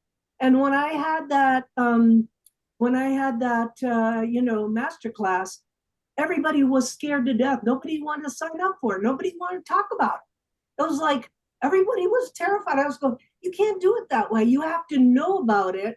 You have to be conscious of it. And then you make an informed decision what part in your life and what part you don't want to deal with. What part you want to deal with, we don't want our humanity to disappear. But how can you do any of that if you're totally ignorant and have your blinders on? And so when I hear somebody like Ryan Wood that writes a book on ufology that's written by AI and has everything in it, I have to say, I got to go there. I can't. We have to follow these trends. We have to look at it in order to make an informed decision. And that's why I really believe in reading books. That's why I showed you the 2 books that just came out, so that you're informed, you have an idea. I've studied this for so long that I know like the dates and what was going on in the Cold War and this and that. Then you can make a decision, but you cannot make a decision based on emotions, because this is our future. This is the future of humanity. And Rex, in my research, I don't touch the technology as much. That's where the United States is. I mean, they're still looking at Tic Tacs. And there's human aliens walking around in Latin America that come off ships and touch people, introduce themselves to people, are predicting things. And we're stuck with the Tic Tac that we see over Santa Monica. I'm thinking,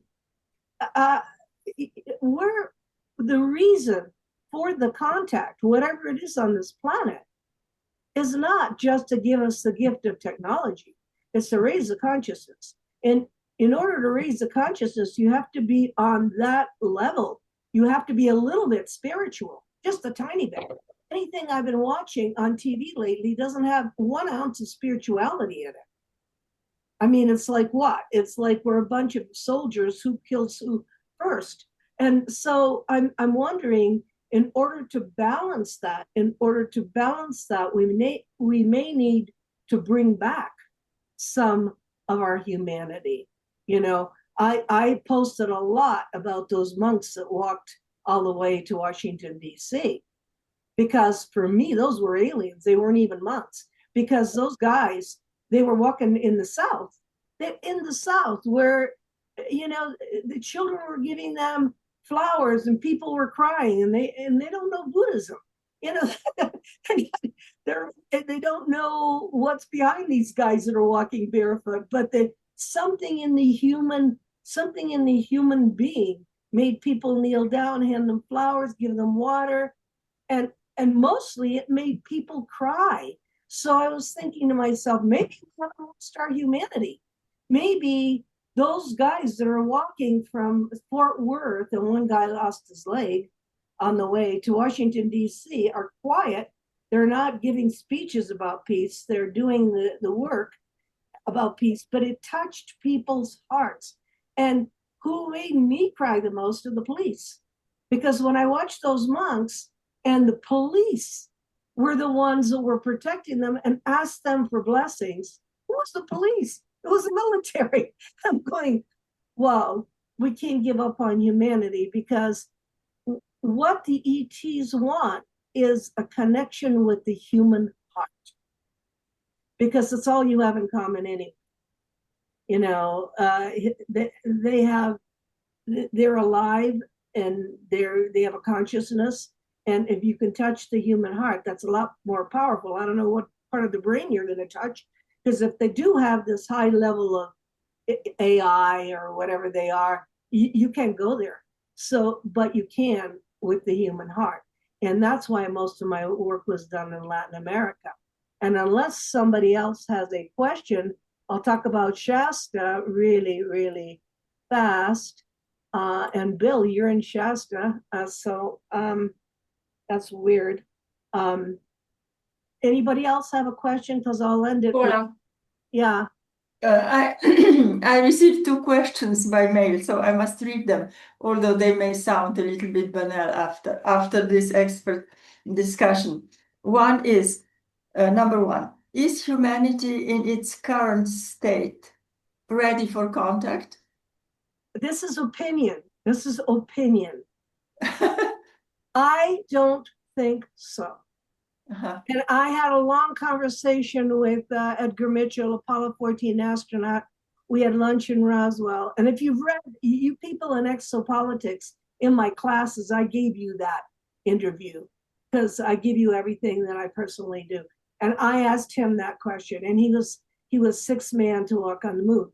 And I said, Edgar, do you think we're ready? He goes, no. He said, and he has that famous quote where he says he's going to grab the councilman and he's going to, from outer space to my spaceship and say, hey, you son of a bitch, look, do you see any borders on there? and, and there's no borders from space. There's no countries to fight over from space. And he has that famous quote that I love that keep it. Paula Harris's opinion is no. But I don't like the word humanity because individuals can have contact. Mm-hmm. Individuals, not humanity in general, but individuals that have a frequency where they can, have the same frequency. Sure, absolutely.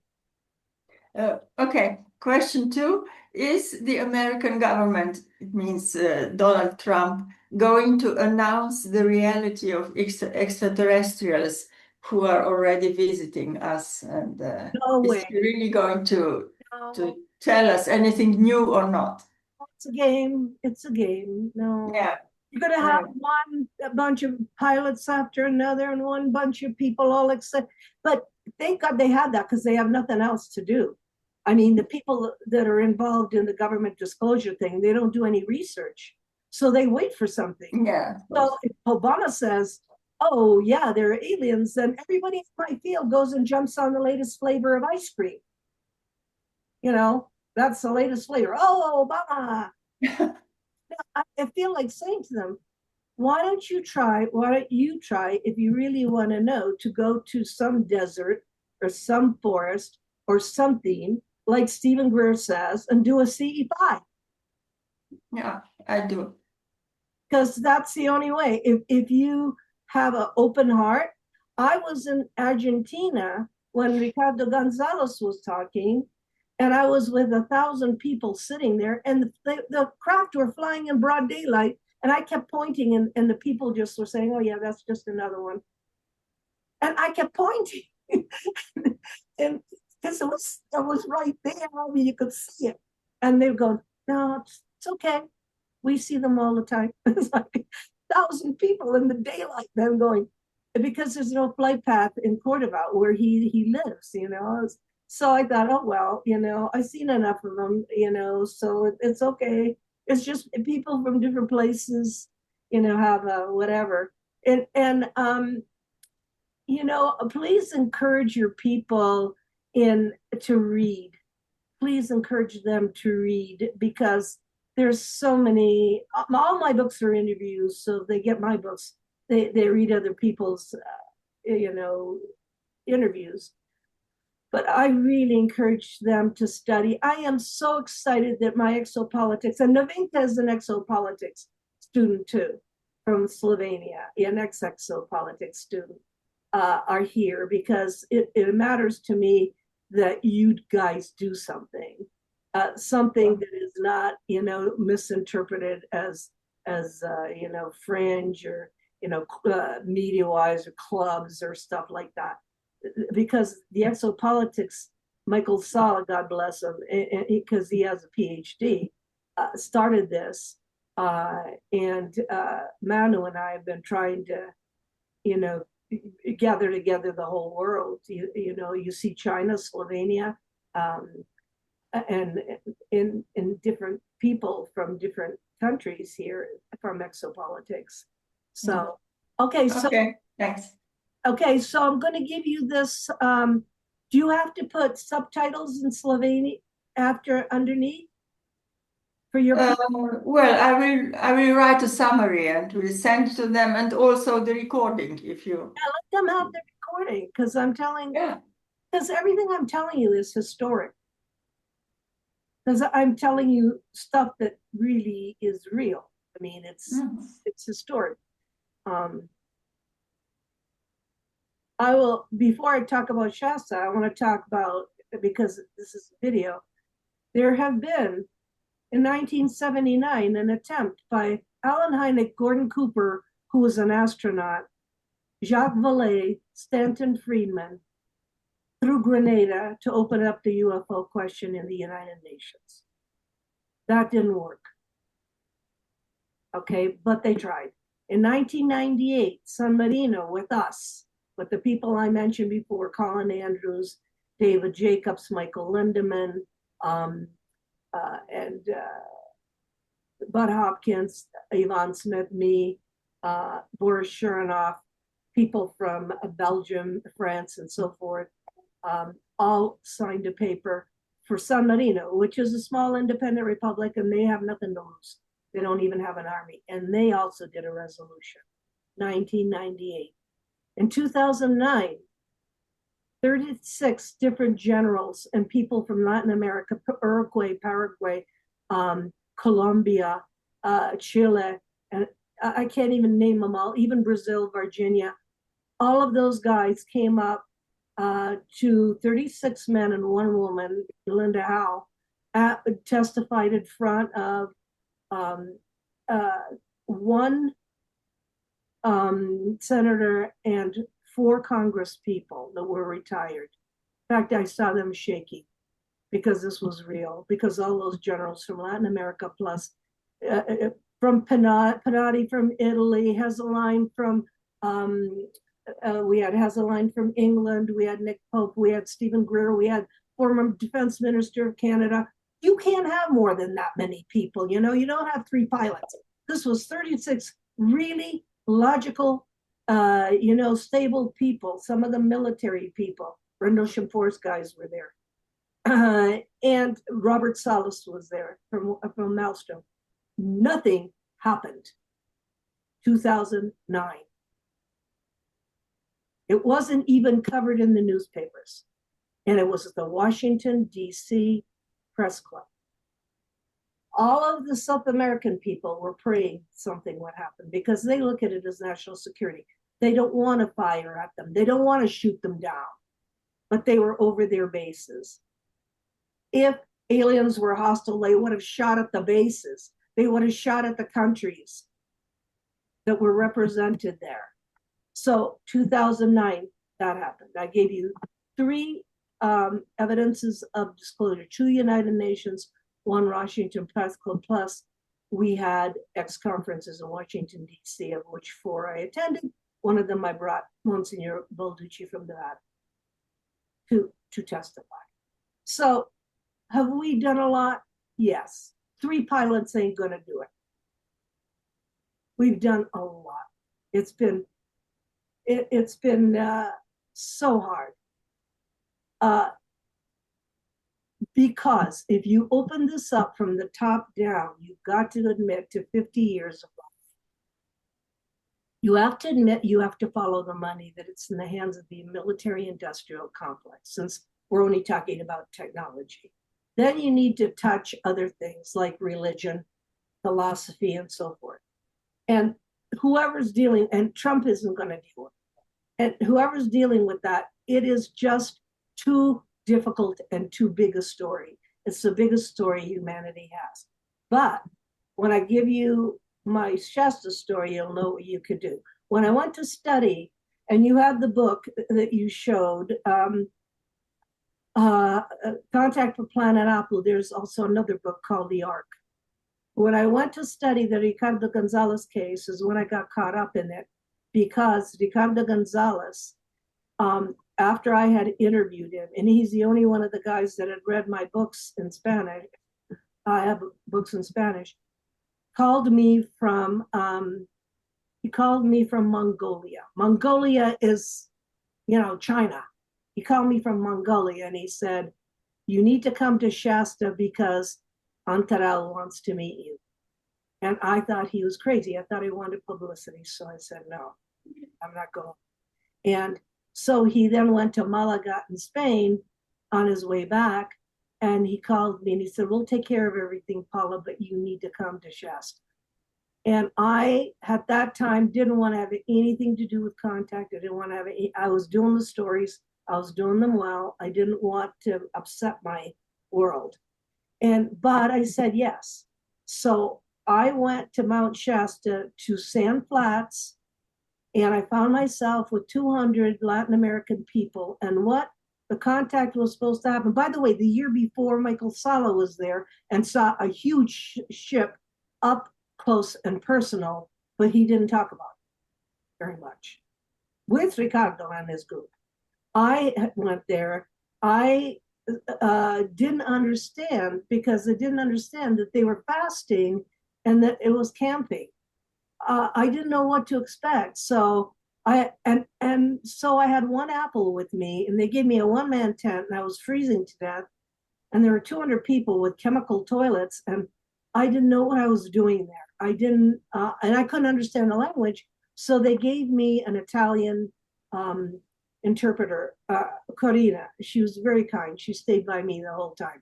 So I could understand Ricardo when he was lecturing. And they said, if there is a flyby at 8:30, Antarel will be in the forest.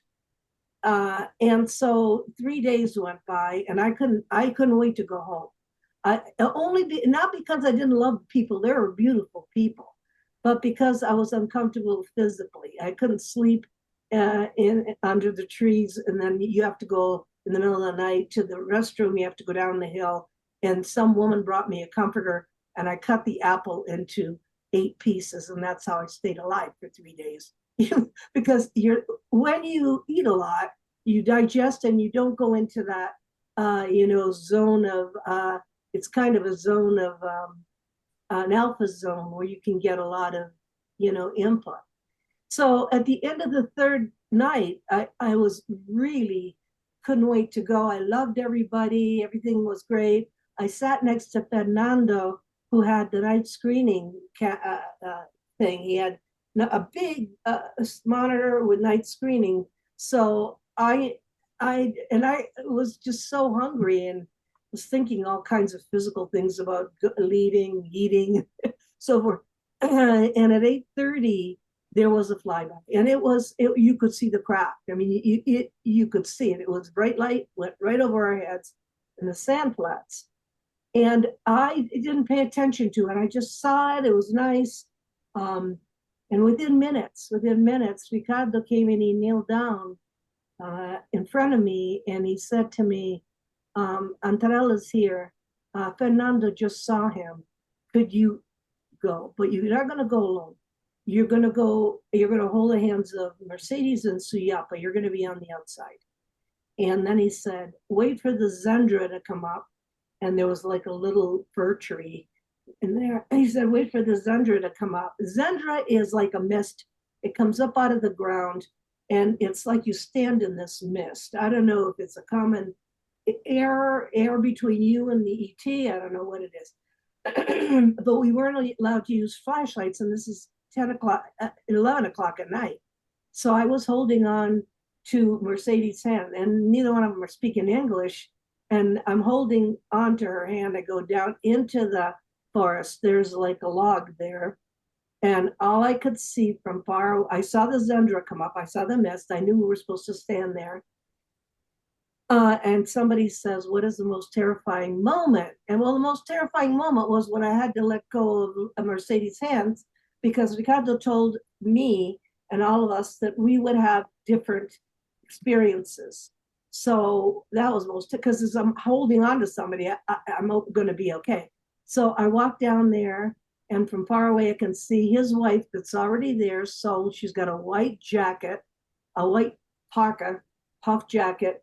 And I see my interpreter way over to the side, and I see Sol walking with her arms out to a 10-foot tall man who's physical, standing next to a tree. And and my first thoughts were, don't touch him. It's really funny because, and I heard Ricardo from the Hill, he couldn't come with us. He yelled, don't touch him.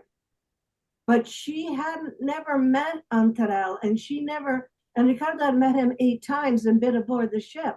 And this was her first time. So her idea, I would never do this, but her idea was, she was walking towards him like that.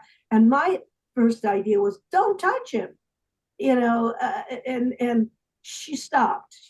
So we stopped in front of him, and I had to let go of Mercedes' hand, which was terrifying. We were next to each other. There was 3 of us.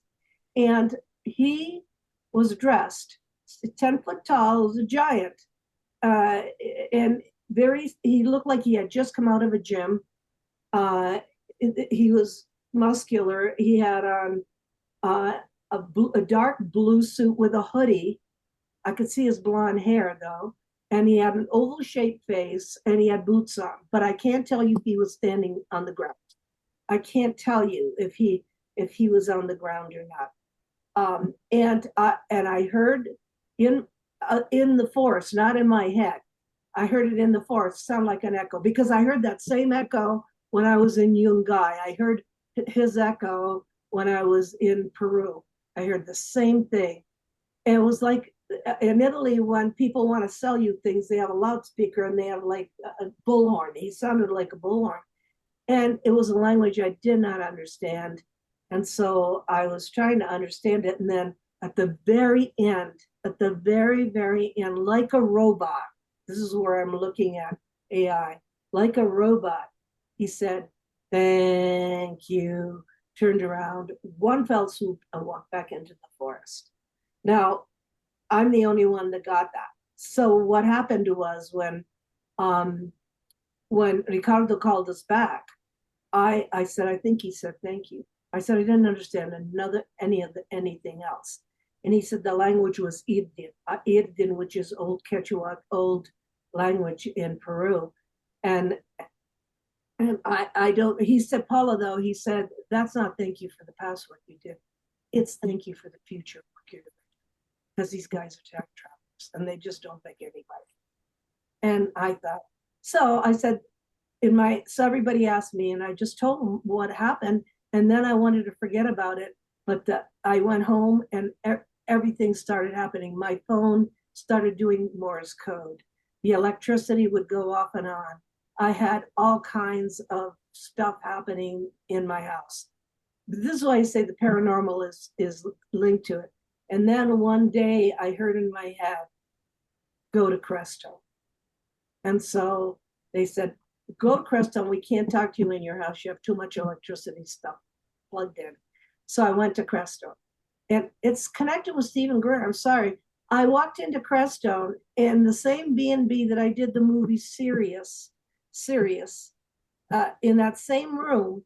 And the guy that I was 2 years before, one of the guys called me as I'm walking into the same bedroom. Sean, he called me as I'm walking in. I said, you'll never guess I'm in the same bedroom where we shot Sirius, the movie. And I said, I don't know. I'm supposed to be here, I guess. And so that night, as I'm sleeping, I hear my name called in the room, Paula, and I'm looking around, and there's nobody there. So I went to Stephen Greer's land, where there's the tree that has Sherry Adamac's ashes under the tree. Sherry Adamac worked with Stephen Greer for many years. Stephen is the only one that knows what's going on, by the way. And I looked up in the sky and I just said, what do you want? What is it that you want? Because there are no clear answers. I do not believe in channeling and calling down aliens on command. I do not believe that somebody can sit there and it just at 4 o'clock and the aliens are going to come in. I believe in channeling spirits and your grandmother and people from other ways, from other realms. I believe in channeling. I believe you get messages, but I don't believe you command aliens to talk to you when you want. I think that it's all in their hands and they do what they want. And then you have to figure it out. then they tell you like, figure it out, you're they do things, the craziest things, the sense of humor that they have. They do things that are paranormal, and you go, oh my God, I heard that song again. Or, oh my God, this is like, but you have to be awake and aware to know that ET language is through music, through synchronicities, through somebody that calls you 2 years later, through those kinds of things. They really never are going to leave you if you have a connection, Laura. They won't, they don't decide to go home. It's like you have to know how to interpret and what to do. And by the way, the reason they picked me was because they said there's a live one, she's going to do something.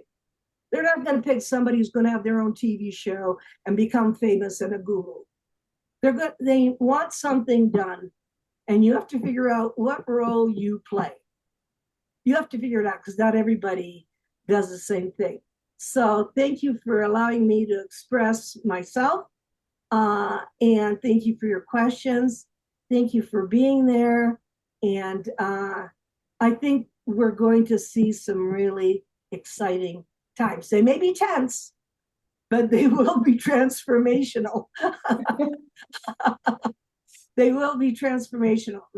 Maybe I always said, the world is not going to ever come together unless we have like an atomic explosion, a tsunami, or an earthquake. Then there's a kumbaya moment, everybody kumbaya, everybody gets together. I don't want to do it that way. And you have to say you don't want to do it that way, but that way does bring people together. So evidently on some level, we chose to live through these years, but they are transformational. So try to think positive.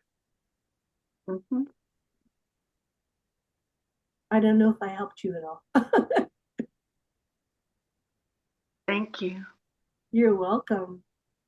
And see you people in Crestone that can make it to Crestone, because that is a place. That's where I ended up. That's where Stephen ended up. Ended up. Shasta's great, but a lot of people do conferences in Shasta. You'll find Sista Paz there. You'll find Ricardo's not going there anymore. He's going to Sedona. Different people. I have to go. There's nothing in Crestone, and so it's easier to go to Crestone, and I can't wait for May, because it's like medicine. It's like what do you call it? Vitamins for me. So whoever asked me to talk about the Shasta encounter, try to get Ricardo's second book, The Ark, because that talks about taking the children off the planet on one timeline. So, and it's very interesting what they've told him, especially about our ecology, about the weather, about global warming and stuff. So try to get The Ark, the second book. Okay, guys. So I will Okay. Thank you. You are. Take care. Thank you. Bye. Thank you. Bye. Thank you. Bye-bye. Bye.